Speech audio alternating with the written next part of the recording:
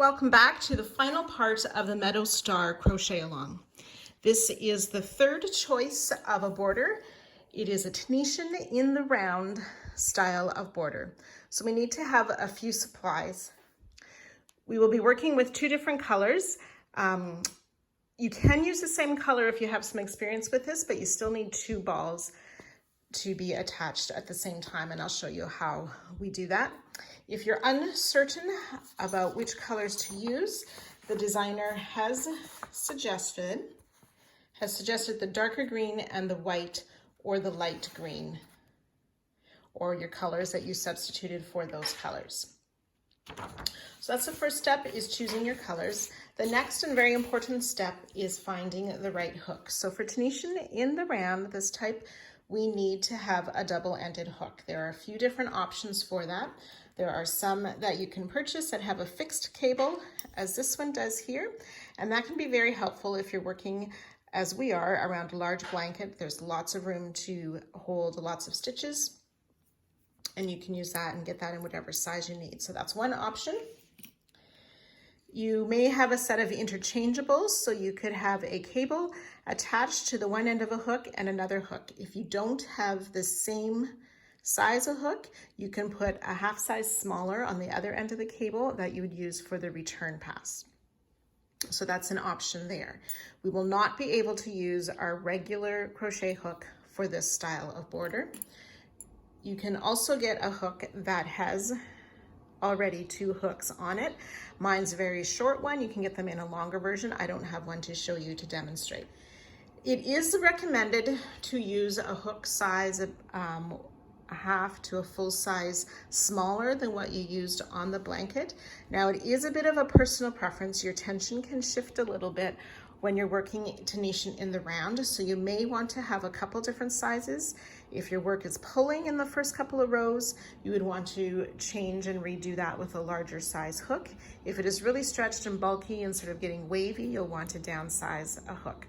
So just kind of watch that tension carefully, and we can get started once you have those supplies ready. We will be using a variety of Tunisian stitches in this border: purl stitch, knit stitch, reverse stitch, and the star stitch. And there are separate tutorials for each of those stitches. I will be demonstrating them as well in this tutorial. There's a chart included in the written pattern for this border, and there's a great tutorial that you can read about how to read a chart if you wish to learn that. I will have this chart out on my workspace as I'm working, but I am also following the written pattern as well. So you may wish to have these two handy as well as we work this, to help you understand what it is that we're doing as we continue to work around together. Now for me, I have made a smaller size block because it's easier to show on the video a border than working with the large blanket. Okay, so I actually decided to go with a small cable between two of my hooks for my double-ended. So starting the border at the first corner stitch, we join our yarn, so there's one loop on our hook. We yarn over, so there's two loops on our hook, then insert into that same stitch and pull up one more loop, so three loops on our hook. We do want to add a stitch marker to that yarn over, or that middle loop of the corner. Sorry, my second hook makes it very noisy, and I'll try to keep that quieter. So three loops all in that same corner stitch. We will pick on this first square, we will insert into the next stitches and keep picking up a loop in each one, so four more on this first square.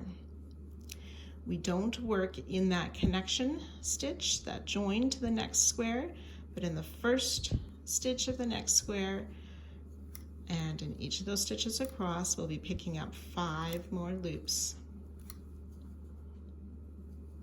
Skip that connection or join. On the next block, pick up 5 more loops.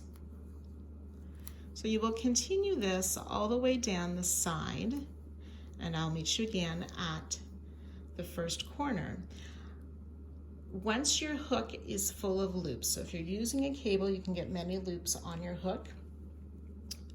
But once you have a hook that is full of loops, you will need to pull some of the stitches off as a return pass. So you may not make it all the way to the next corner, and that's okay. That's what Tanishan in the round is all about. So I'm just going to pick up a few more loops here, and then I'll show you how we work the return pass. So we're going to continue with this color for the forward pass, but I need to take some loops off my hook. So for me, I'm going to pull my hook through so I'm ready to work the other direction. I turn my work, so now wrong side is facing for the return pass. And then I take my second color that I'm using. We pull through 1 to start, and then yarn over, pull through 2.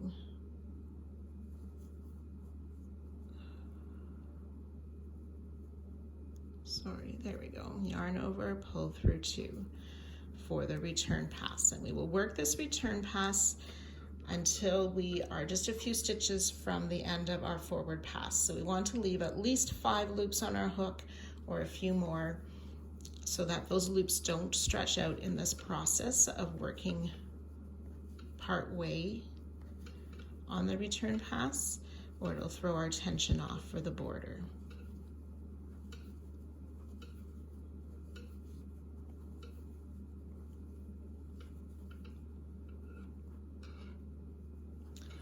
Okay, so I've got just a few stitches left on my hook, so I'm going to turn back. I'm going to turn back in the other direction so that my yarn doesn't twist up. If I kept turning in the same direction, the yarns would always tangle together, and I don't want that. Pull my hook through again so I can use the other end and work more of the forward pass. Picking up 5 loops on each of the blocks of our blanket.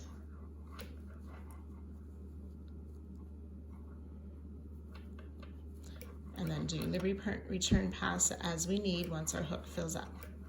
So again, I'll meet you at the corner and show you how we work the next corner.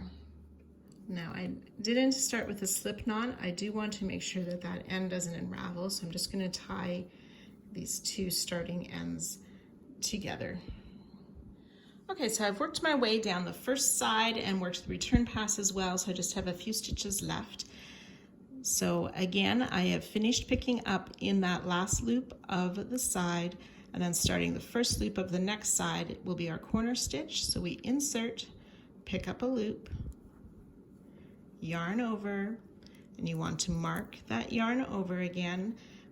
I'm using a different color so I can identify which is my starting corner, and then insert into that same stitch again and pull up another loop. So we have 3 loops again in the corner. And then again, we'll just work down the next side, picking up loops, remembering on this first block, we only pick up 4 more since we already worked the corner in that first stitch. And then we'll continue down the side, skipping that connection loop, picking up a loop in each of the stitches across.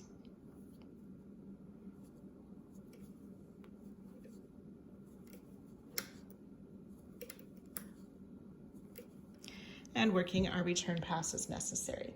So you can continue to work all the way around, working those corners in the same way I showed you, and I will meet you on our last side just before we end this side and work towards our first corner. I just wanted to show you the return pass worked around the corner as well. So I've taken off that last stitch before my group of 3 in the corner, and it's the same process. You just yarn over and pull through 2 of the loops. Yarn over, pull through 2, which is that marked corner stitch. Yarn over, pull through 2, and continue down the side.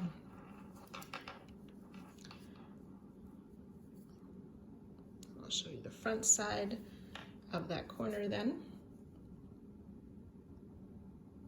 So once you have worked your way around, we will leave those last few stitches on our hook. We do not do a join at the end of each round as we would in standard crochet. We're just going to keep working around. So that is partly why we need to have that corner stitch marked so that we can work that. So for round 2 through round 5, we're going to be working the honeycomb stitch, starting each row with a purl stitch after we've worked the corner stitches, and I'll show you how the corners work. And you'll end with a simple stitch before the next corner as well.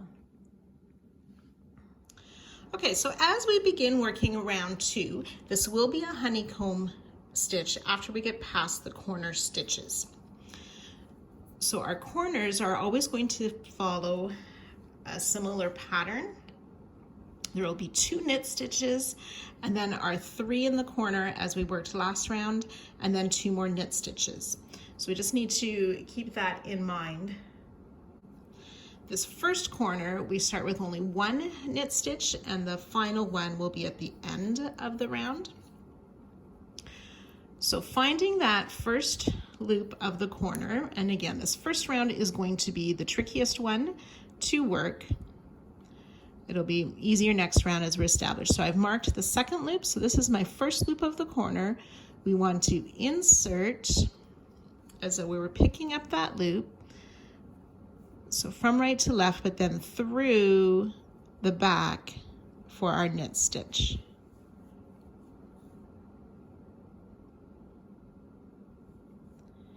And then we will pick up a loop in the corner.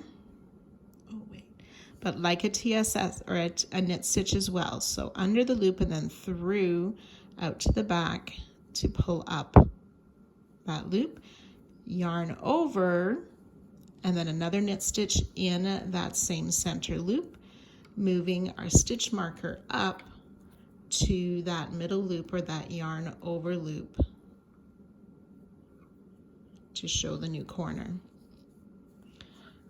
And then we will work 2 more knit stitches. So you can see the front and the back part of the loop. Now that I've rounded the corner, you insert your hook through those to the back to pull up your loop. Okay, so we started the round with a knit stitch. It's a harder one to see, that first stitch. Then we worked our corner stitch with a knit stitch, yarn over, knit stitch, and then 2 more knit stitches. And now we will start that honeycomb pattern. So we do a purl stitch, so we bring the yarn to the front, insert our hook through the next loop, then yarn over and pull through for a purl stitch. Then we do a simple stitch. And we keep repeating that down the side. Purl stitch, simple stitch, purl stitch, simple stitch, and so on. So you will work these stitches. Again, once your hook gets full, you will need to work that return pass. Just did a purl, simple, purl, and simple. Okay, so you can go ahead and work that down the row. When you get to your next corner, so I have my marked corner loop right here. I'm going to move that marker to the front actually. There we go. So my marked corner loop. So you'll want to stop the honeycomb 2 loops before the marked corner stitches. Those will be knit stitches. So I'll meet you close to this corner and show you how to work that. Okay, so we have worked down the side in that honeycomb pattern. Then we want to work these 2 knit stitches in the last 2 before our marked corner stitch. And then in the marked stitch, so I'm going to just remove this marker now that I've reached it. We will work like a knit stitch, so through that loop, pull up our first loop, yarn over, insert in the same corner stitch like a knit stitch to pull up a loop, and then you want to move your marker and put it in that yarn over loop. Now, if you prefer, some people prefer to wait until they've worked the return pass and add the marker in that chain or the return pass part of that loop, whichever you prefer and is the most easily recognized for you, that's great. And then we start those 2 knit stitches. So those 2 knit stitches, and then ready to work down the next side, starting with our purl stitch for the honeycomb pattern. Purl, simple, purl, simple, and so on. So again, you can work that all the way around, working those return passes as you need. And then I'll meet you again at the end of this round, ready to start round 3. So just a tip I find after I've worked my corner stitches, I just work a few stitches and then I work the return pass right away around the corner, so I don't have those stitches bulking up or stretching as I continue to down the side, and it works easier working down the side then. So on our last side then, we will work down the final side, and remember we already made that 1 TKS before the corner stitch, or that 1 knit stitch, so we end this side with 1 knit stitch. And then we're ready to start repeating row 2. So we'll work rounds 3, 4, and 5 as a repeat of row 2. So we start in this next stitch with a knit stitch, and then we'll work the corner, knit stitch, yarn over, and knit stitch, marking that yarn over or that middle stitch for our next corner. And then we start down the row. We will place a knit stitch in these first 2 stitches, and then begin with a purl stitch again. So the purl stitch will fall on the second knit stitch of the previous round, and then we'll TSS in the purl stitch from last round, purl stitch on the simple stitch. TSS in the purl stitch in the simple stitch. And again, you'll continue that down the row until 2 stitches before the next corner.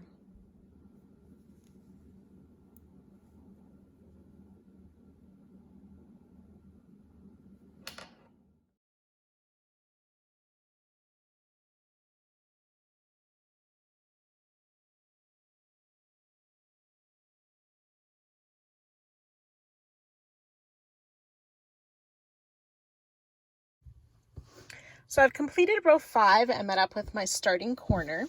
So for row 6, we are going to be making a row of Tunisian reverse stitch, but first we work our corners in exactly the same way. So the starting corner, we need to do that 1 knit stitch, and then in this marked stitch, we will place that knit stitch, yarn over, and knit stitch. And again, marking that yarn over stitch. And then working down the next side, we want to do those 2 knit stitches. So 1 and 2. And then we will work our reverse stitches. So a reverse stitch is like the simple stitch where we just go under 1 loop, but instead of this front loop, we want to do the loop that's around the back. So I just sort of fold mine over a little bit, and I can easily see that back loop. Insert your hook through there, yarn over, and pull up a loop. So we will just work down each of the stitches down this side, doing this reverse stitch until 2 stitches before the next corner. And again, working the return pass once your hook is full of stitches. And you can see how this then will make sort of a ridge with our contrast color to separate our next section of the border, which will be star stitches. So row 6, we'll work this Tunisian reverse stitch and working the corners the same as we did before. I'll meet you just before our next corner to show you that one more time. So I've worked that reverse stitch down my first side, ready to work this next corner. I've stopped 2 stitches before my marked corner stitch. We'll work those 2 knit stitches, so 1 and 2, and then in that marked stitch work the knit stitch, yarn over, knit stitch, and again marking the corner, yarn over, followed by knit stitch in those next 2 stitches, and then ready to start the reverse stitch down the side. So again, inserting through that back loop to pull out, yarn over and pull up our new loop for the reverse stitch. So you can go ahead and finish this around all sides.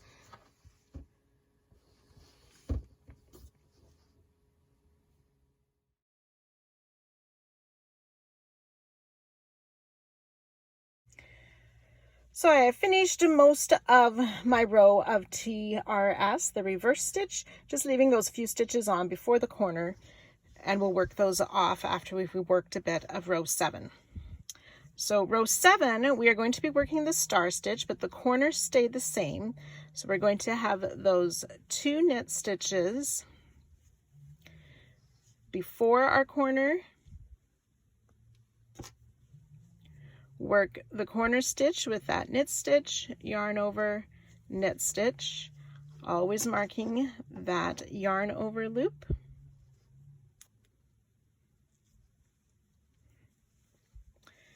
And then knit stitch in the next 2 stitches as well.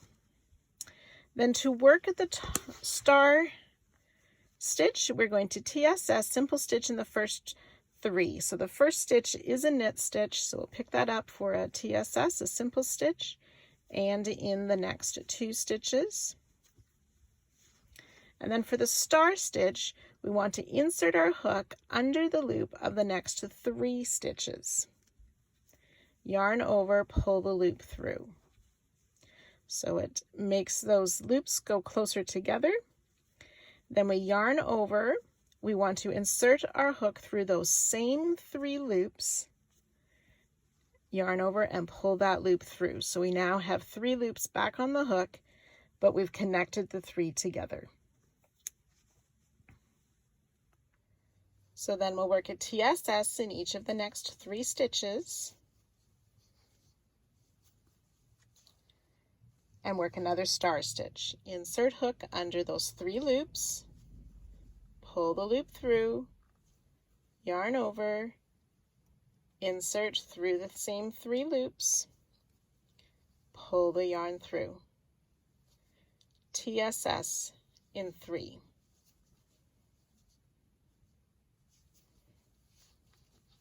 So we'll continue that down the row. When you work the return pass, you need to make sure you're taking each of these 3 loops from the star stitch off individually. So I'll show you that in a few minutes as well. So I'm working my return pass, and I'm just 1 loop ahead of where the star stitch is. So yarn over, pull through that loop, and then when we have these 3 sort of loops that are closer together, we need to make sure on the return pass that we work each as an individual loop, like so. And then just finish our return pass as we would normally.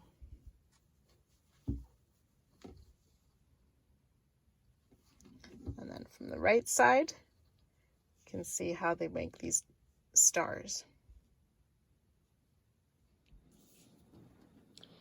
When you get to the end of the side, you will have 4 TSS stitches before we start working the corner stitches with those 2 knit stitches, work the corner stitches,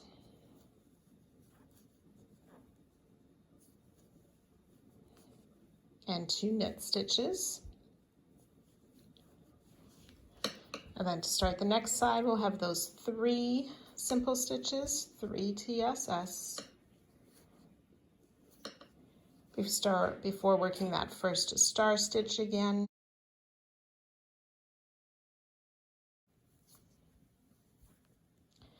Three TSS, and so on.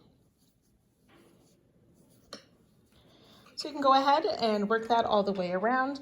Remembering, of course, that there's 3 TSS before the first star stitch of each side and 4 after the last star stitch of each side.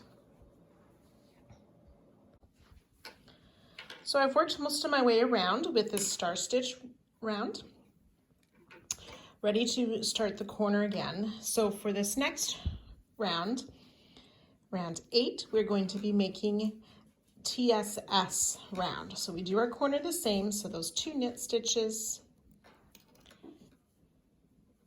the knit, yarn over, knit in that corner stitch, and you can add a stitch marker to that corner stitch as well, the new yarn over stitch, 2 knit stitches,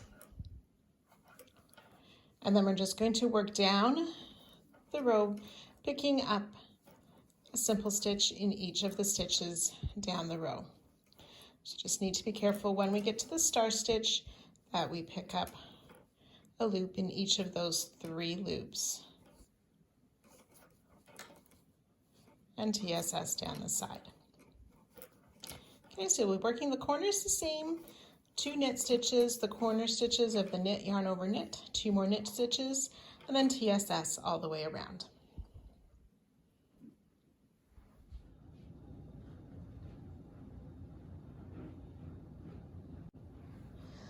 So when you've finished this row and the TSS round, I've worked my first corner, so we keep the corners the same, those 2 knit stitches, the corner with the knit, yarn over, knit, and 2 knit stitches. And then we're going to be working a round of reverse stitch. So round 9, reverse stitch, remembering that's just picking up the loops, but on from the wrong side. So we keep right side facing, but we go through the loops on that back loop or on the back side. Working the corners the same way as we have all along. So you can work round 9, and I'll meet you back here for round 10.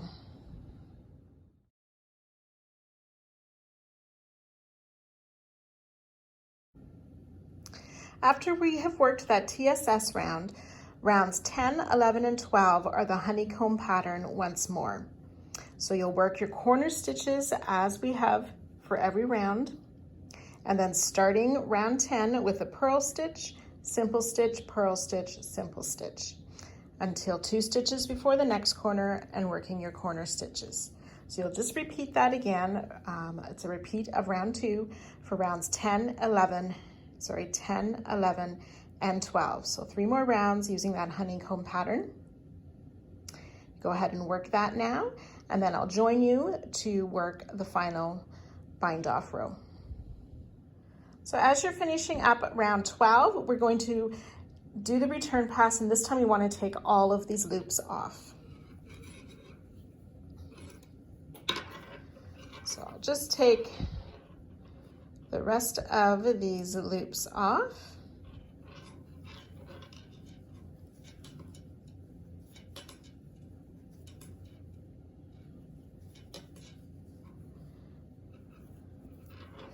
Turn back to the right side. Then we want to work our bind off loops or our bind off stitches. So I'm going to be using my darker color, the pink color, for the bind off stitches. So just insert under that loop,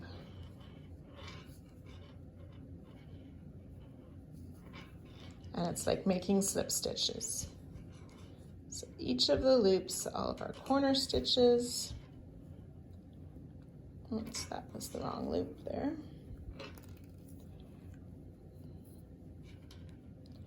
We just insert under the loop, pull through and through the loop on our hook for the bind off stitch.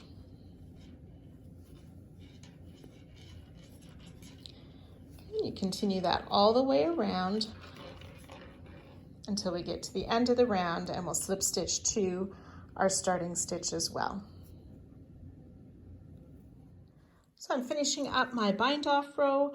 Want to enter in my last stitch here, and then we'll just make a slip stitch to our starting bind off stitch.